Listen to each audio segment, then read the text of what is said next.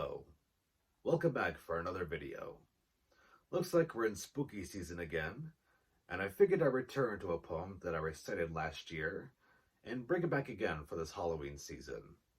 That of course being The Raven by Edgar Allan Poe.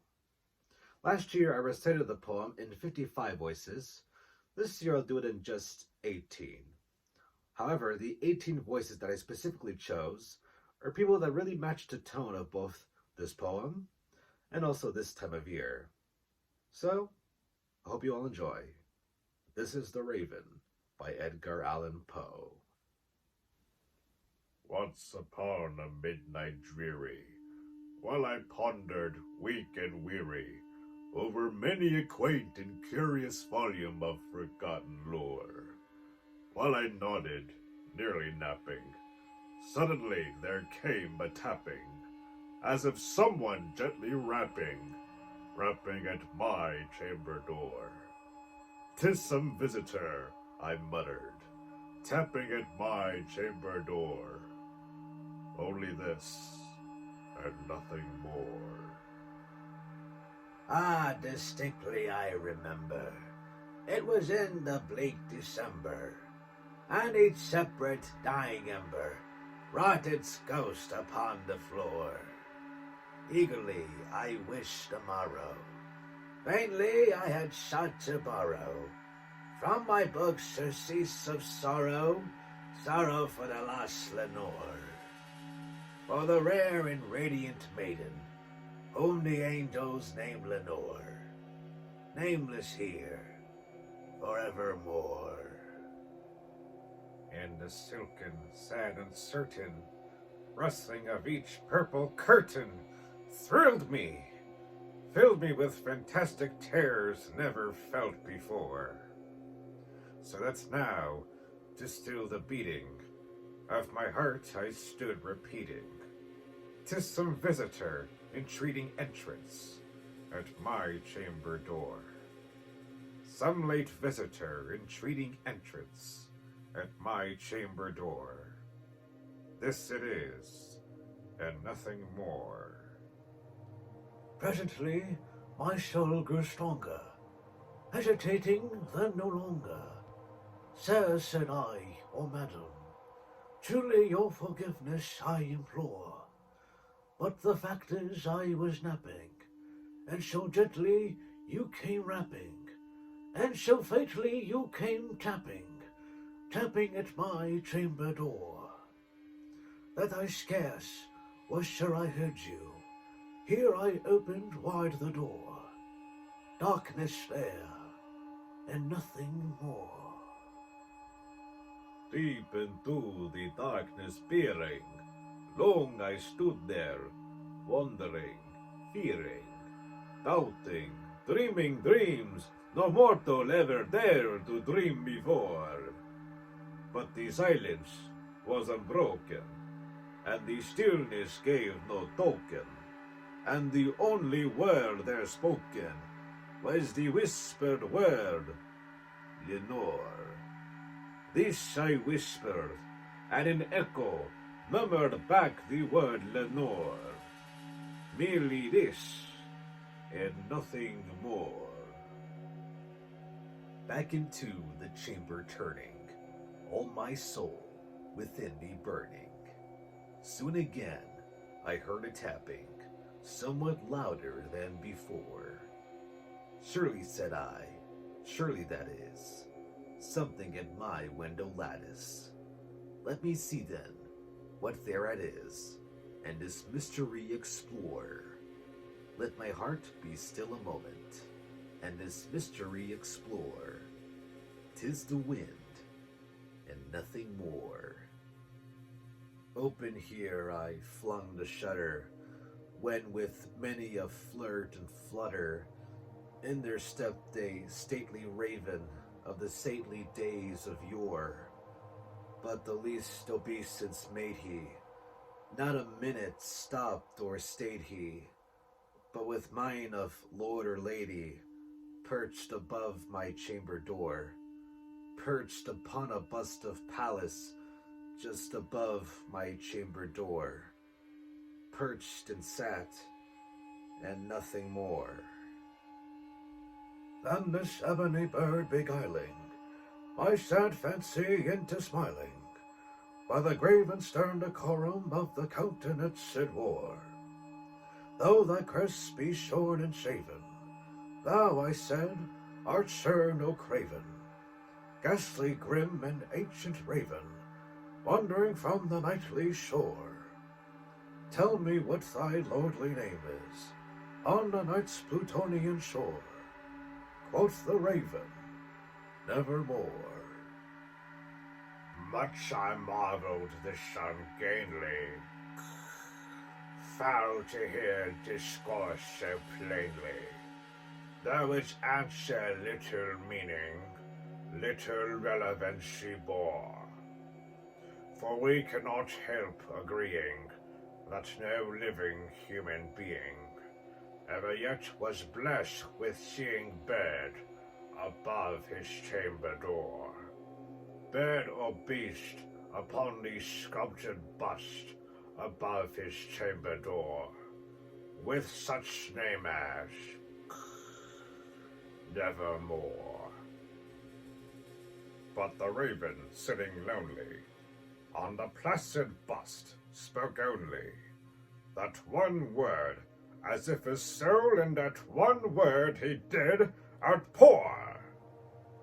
Nothing farther than he uttered, not a feather than he fluttered, till I scarcely more than muttered, other friends have flown before. On the morrow he will leave me, as my hopes have flown before. Then the bird said, Nevermore.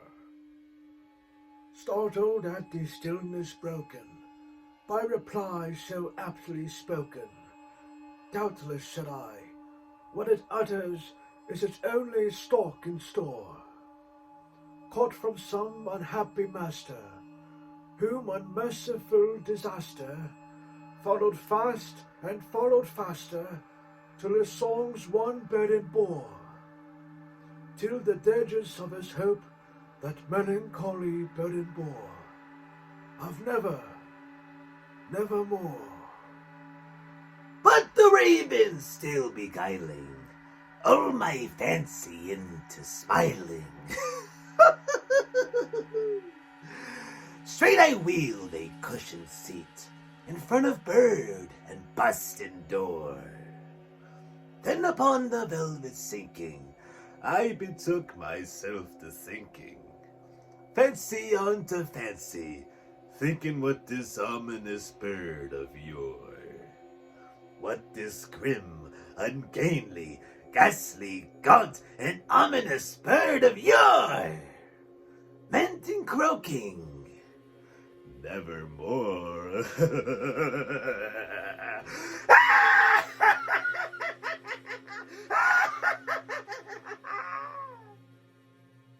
This I sat engaged in guessing, but no syllable expressing, to the fowl whose fiery eyes now burned into my bosom's core. This and more I sat divining, with my head at ease reclining, on the cushion's velvet lining that the lamplight gloated o'er, but whose velvet violet lining with the lamplight gloated o'er. She shall pass, nevermore. Then methought the air grew denser, perfumed from an unseen censer, swung by seraphim whose footfalls tinkled on the tufted floor. Wretch, I cried, thy God hath lent thee, by these angels he hath sent thee respite, respite and nepenthe from thy memories of Lenore. Quaff, oh quaff this kind nepenthe, and forget this lost Lenore.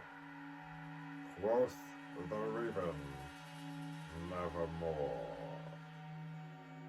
Prophet, said I, thing of evil, prophet still, if bird or devil, whether tempter's sent, or whether temptest thirsty here ashore, desolate yet all undaunted, on this desert land enchanted, on this home by horror haunted, tell me truly, I implore, is there a balm in Gilead? Tell me, I implore! Quoth the raven, nevermore. Prophet, said I, thing of evil, prophet still, if bird or devil. By that heaven that bends above us, by that God we both adore. Tell this soul, with sorrow laden, if within the distant Aden, it shall clasp a sated maiden, whom the angels name Lenore. Clasp a rare and radiant maiden, whom the angels name Lenore. Quoth the raven, nevermore. Be that word our sign of parting, bird or fiend, I shrieked upstarting. Get thee back into the tempest and the night's Plutonian shore. Leave no black plume as a token of the lie thy soul hath spoken. Leave my loneliness unbroken. Quit the bus above my door. Take thy beak from out my heart, and take thy form from off my door. Quoth the raven, nevermore. And the raven, never flitting, still is sitting on the pallid bust of Pallas, just above my chamber door. And his eyes, with all the seeming of a demon's that is dreaming, and the lamplight over him streaming, throws a shadow on the floor.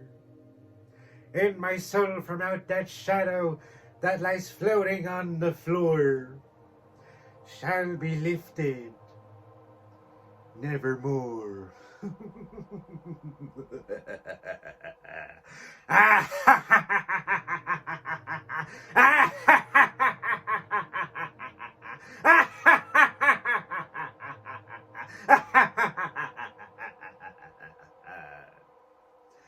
Happy Halloween.